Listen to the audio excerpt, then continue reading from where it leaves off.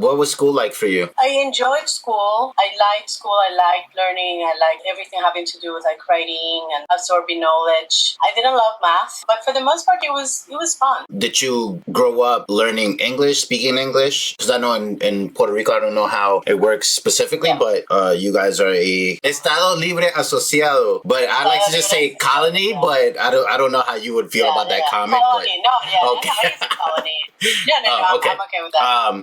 No, it is a colony. They call it a territory, but yeah. Yeah, so I was wondering if in schooling, English was like the primary language that was used for pedagogy, or it was Spanish, and then you guys all had English. So just curious about that aspect of your education. So how it works is that we're a bilingual country, but not everyone is bilingual in school unless you go to specifically a bilingual school, which is you have all classes are in English except for Spanish class. Unless you go to a school like that, everything is in Spanish, absolutely everything, and then you have one English class. But when I was growing up and I was going to school, English classes weren't great. Like, I didn't learn English in school. I learned it first, like I started reading, like I was very interested in learning English, and so I started like those school books actually, like I would sit and read like the stories from the books, and I would probably understand like 10%, but like I would sit there with my dictionary and I tried to figure it out. And then when we installed cable, like I started like listening to it more, because I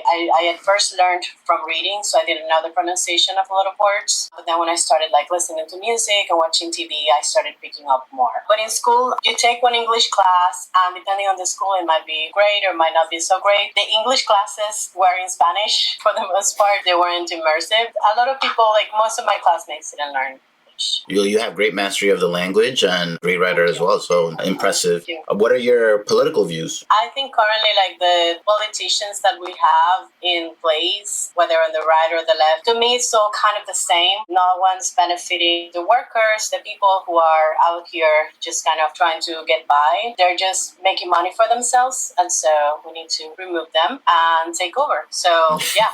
That's kind of my stance. I think a lot of people on the podcast have echoed that sentiment, which is, we're in a place where it just seems like both alternatives aren't good enough for most people. And we're looking for a way of finding something new that doesn't fall back into old ideas of what was presented by Democrats and Republicans. And I'm excited for what's next. I mean, it could be World War III and the collapse of the American empire and, the rise of China. But I'm also excited to see if we're able to, from this moment, achieve something greater based on the struggle that we are going through now. It seems like we are transitioning to something new, and new things and changes are either exciting because something better emerges, or exciting because something worse is going to emerge. So we'll see, right? Like just change. Yeah. I mean, I have children, so I'm kind of optimistic that the change will be good, and I do have a optimistic sense of the possibilities and the ability of people to rise to certain conditions and situations. So I'm not a nihilist or pessimist like most people seem to be nowadays. But I also understand that there's only so much that the will can achieve, right? So what was the famous saying? I think Gramsci, which is pessimism of the intellect, optimism of the will. So I like to be optimistic and ignore all the historical studies and the Soviet collapse and the Roman collapse, and how America seems to be in a rhyming pattern with those two previous civilizations. So we'll see. Anything else on politics that you'd like to add? Or I just wanted to add also, if I may, I just want to take advantage of the opportunity to talk a little bit about the situation here in Puerto Rico, and the fact that it's looking a little bit grim, even though we're speaking about being optimistic and being hopeful at the same time. We have a really difficult situation with our power grid, where like the infrastructure is collapsing. We have a private company that came in and took over. Like, we only have this one power company, and they are now, it used to be a government entity, and now it's a private company, and they've just been increasing prices and just not not fixing any of the things that they said they were going to fix. They're currently in debt to their vendors. So it's looking very, very grim. They're saying that power outages are going to quadruple during the summer, which is the worst time of year for in terms of temperature. So it is a difficult situation, and a lot of people are going to be at risk because, like it or not, we depend on electricity to, sometimes for even our health, for our food, for our entire lives. And the current governor is not really working out either. So it's just a very difficult situation, and I'm kind of hoping that people here will wake up and make a big change soon. I wasn't aware that it was a situation that continued, just because I know during New Year's, Puerto Rico had a massive island-wide power grid collapse. And so I thought that maybe the situation had been resolved. We just had another one of those outages last month. So yeah. And it's just going to keep happening. Is this something that you think was started or was exacerbated by Hurricane Maria, if I'm not mistaken, or it had been something that preceded that catastrophe? So the infrastructure was not in a good place. The hurricane weakened it severely, and then I think it was 2 years after Hurricane Maria, this new private company took over, and things have just gotten worse and worse. So yes, it was exacerbated by this company, which is an American and Canadian company. They promised that they were going to fix the grid. They were going to install new equipment and all of this stuff, and they haven't done any of that. So we're stuck repairing the very old system. Are you religious? No. I'm not. Did you grow up religious? I know being Puerto Rican and, Latina, Catholicism is big. Yeah. Is that something that you were raised in, or your parents were also secular? Yeah, actually, I grew up going to church every Sunday. My family was Lutheran, which is a little bit weird, but I was going to Catholic school. But I grew up kind of in both religions. So, they're pretty similar. Yeah. They only diverge in a few points. But yeah, I grew up with that. And then I think around the time I started going to college was when I decided to distance. I started questioning a lot of things, and then one thing led to another. But most of my family, all of my friends that I grew up with in the church, my mom, my brother, everyone goes to church still. I think I had a pretty similar trajectory where I grew up going to church every Sunday. I knew from very young that I sort of rebelled against Catholicism and just traditional religious practices and views. As I've gotten older, I've come to see some of the beneficial aspects of tradition and religious practices and the impact that it has on one's family life and morality. But I could never take that next step of complete commitment to all the central tenets of Catholicism or any other religion. And so I just think it's important to always not go to one extreme and try to maintain a balance between things that we know have been around for a long time and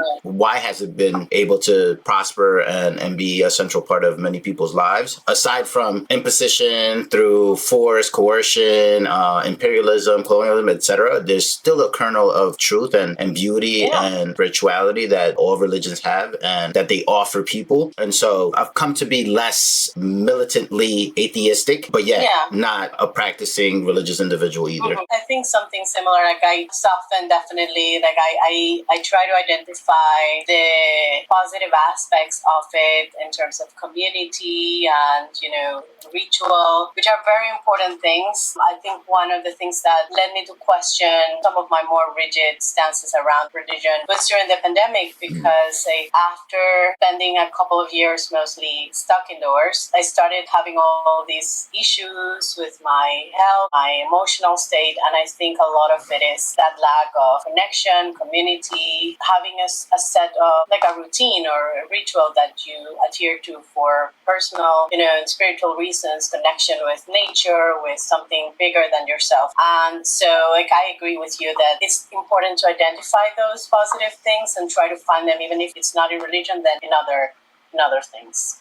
Well said. What's something you regret? I think I kind of regret not having children earlier, not having made a more firm decision. I think that if I was 5 years younger, I would just go for it. But the only thing holding me back right now is health risk concerns. But other than that, I had the mindset I have now, I would have children if I was younger. Does your partner feel similarly, or is that a conversation that you guys have had? Because you guys have been together for a long time. Yeah, I don't know. Actually, I haven't haven't asked him that, like if he regrets it, but I don't think he thinks about it too much. I think if I really want children, he'll, go along with it, but it's not, like, I don't think like it's being a burning desire for him. What's the best decision you've made in life? Taking up dance, going to the first dance class, even though it was scary and it was a little bit inconvenient because I didn't have good transportation at the time, but never look back. It's been the best decision I made. All right, last 3 questions. And I'm excited for this question and your answer. What's your favorite book? Well, I have a hard time with that question because I don't know that I have one. Like, I read like a lot of books that I feel like at the time really impacted me and just kind of absorbed them into my being. But the one book that I think most stands out to me is a book called The Hidden Dimension by Edward T. Hall, who is an anthropologist, and he just kind of expanded or founded the field of proxemics. And just having that perspective of actually how people in different cultures and different contexts use space and use distance between each other when they talk. He talked about the dance, like when you talk to another person, and he wrote in this he was an anthropologist, but he wrote in this very accessible style, like he wasn't overly technical or academic, and he has a few books that are all very interesting about just human communication and body language and the use of space. How about a novel that had a tremendous impact on you? Because I know you've mentioned a lot about novels, and like I had said about the essay that I first read of yours, mentioning 2666, which is a great novel. And the comment that you made was on an essay talking about the lack of white male writers currently. And so I know you're into literary fiction. I know you're into novels. If you had to pick one, which one would it be? One of the books, okay, I'll say 2. One is Madame Bovary. I think it's a very pivotal and just like I keep coming back to it a lot. Like I find myself thinking about that book a lot. I've read it a couple of times, and it's so very specific of its time, but so telling of what was coming. And I think still very pertinent to our times as well. Yeah. The other one is one I read more recently called The Lake on Fire, which is about this girl who's very poor, and she goes to the city, to Chicago. This is like the 19th century, and she goes with her brother, who's like a genius, but they're extremely poor. They escape to Chicago because her family wants to marry her off to some guy, and she's like 14, and how she has to like work really hard, and she's doing it all for her brother so that he can have a better life and also to escape their circumstances. It's very much about the struggle of the workers and how things developed during that time and that place in the 19th century, and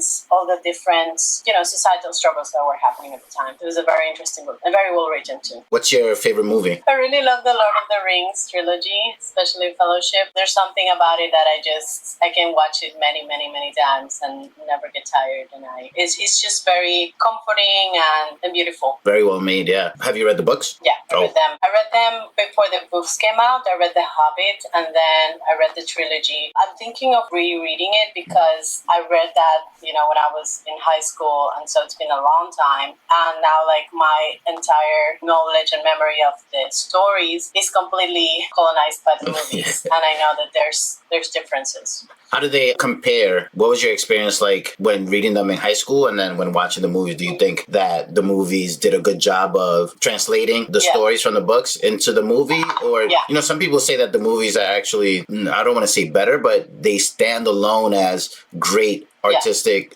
achievement by themselves. You want to comment a little bit on that? Yeah, I agree. I don't want to say one is better than the other. This is a really good example of they each stand alone as their own thing, and they provide different experiences because the books are obviously much more detailed. There's a lot of things that happened along the journey that were not included in the movies because obviously it would have been like many, many hours longer. But I think it was still a good translation that preserved tone.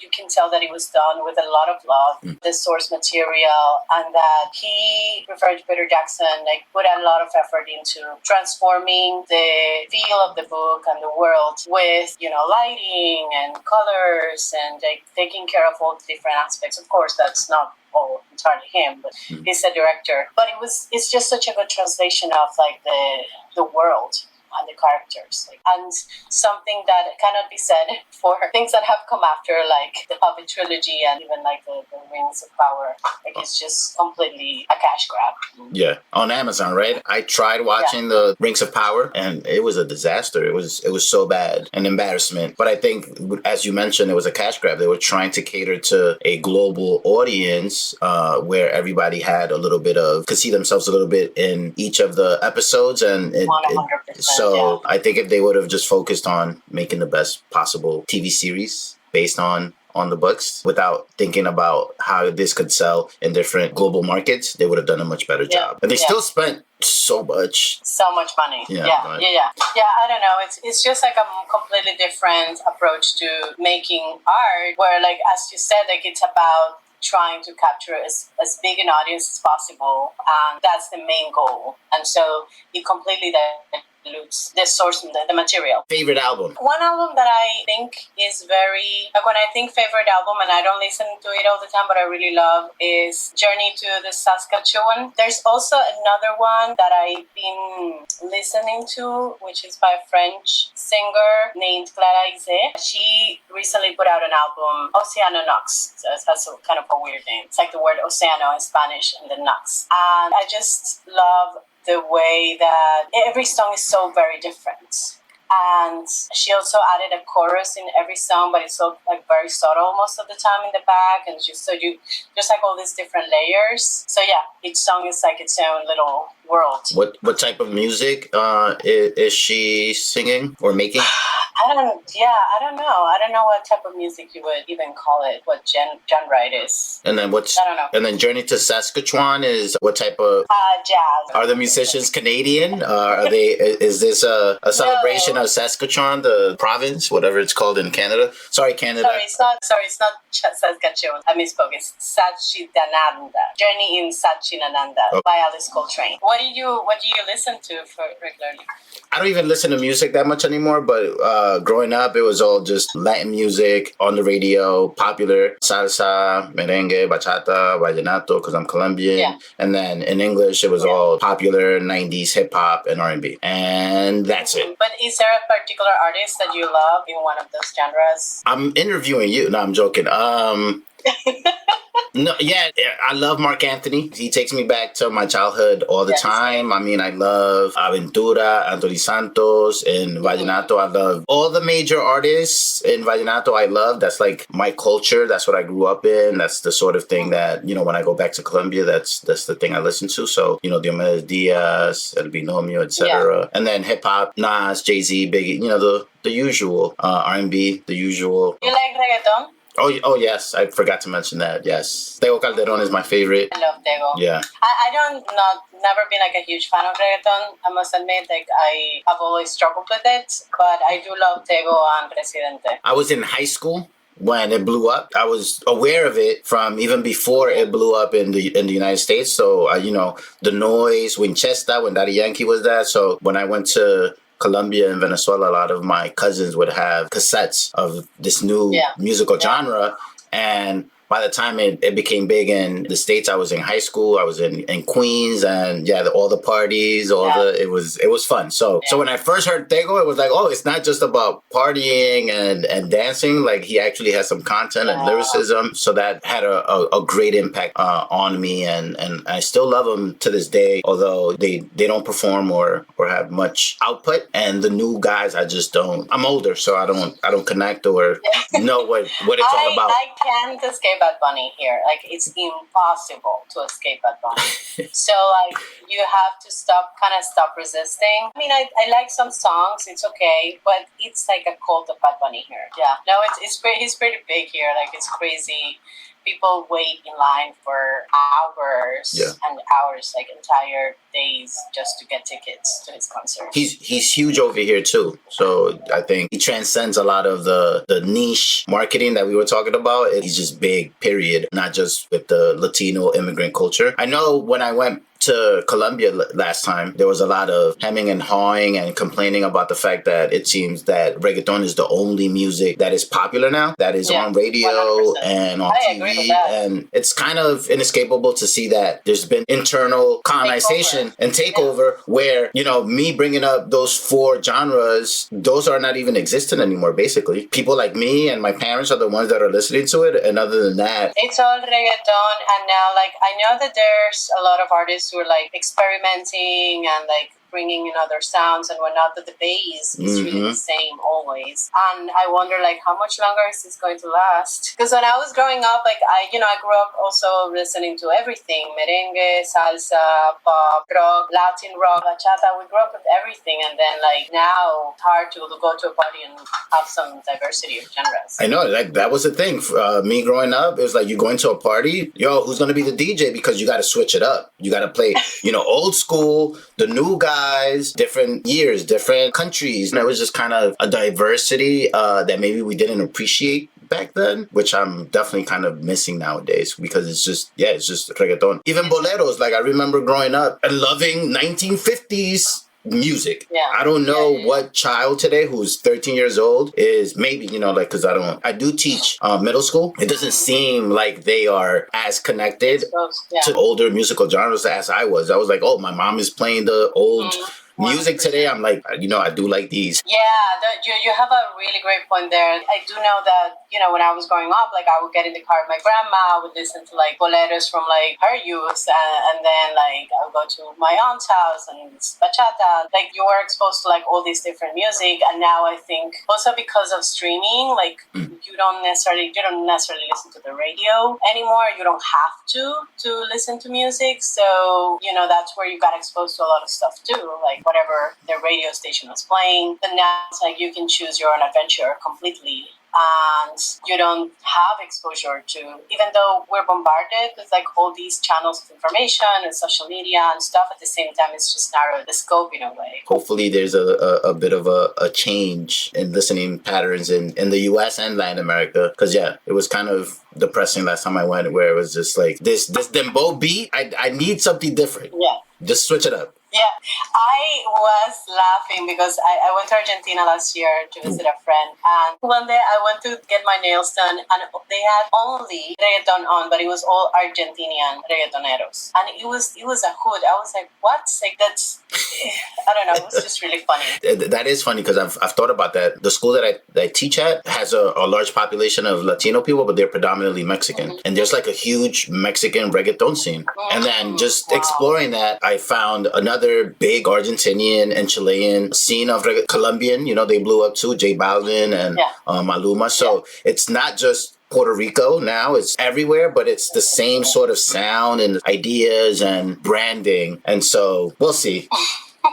I don't want to end this on a negative note and pessimistic note, but it was great having you. Great conversation. I hope to do a part 2 if you're up for it. And thank you so much for giving me your time. Yeah, thank you. And I love the podcast. I started listening to some of the previous interviews, and I think it's a really great project. Yeah, I wish you a lot of success. Well, I appreciate that. Glad I had discovered you because it was a great conversation and you're a great writer. I look forward to continuing to read your essays, and thank you again. Thank you. Bye. Bye-bye.